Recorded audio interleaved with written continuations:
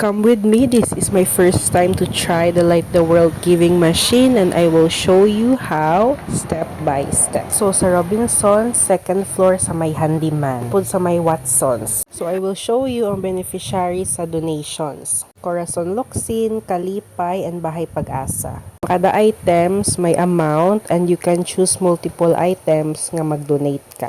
Let's take a closer look sa machine. This is a very unique and inspiring way to spread joy this Christmas season, especially diri sa Bacolod City, because all of your donation, 100% will go to the charity cause of your choice. And this initiative is from the Church of Jesus Christ of Latter-day Saints.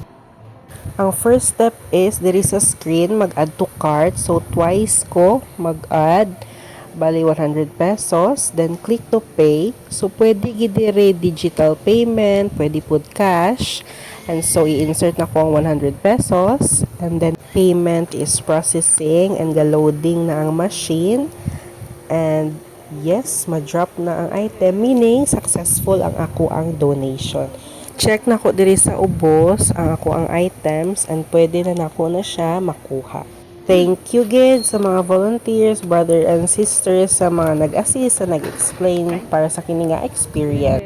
Dili ni siya ma-take home ha, my last step, that is placing the items sa bottom part sa giving machine. Thank you for your donations. Please guys, labay na kamo sa Robinsons and donate!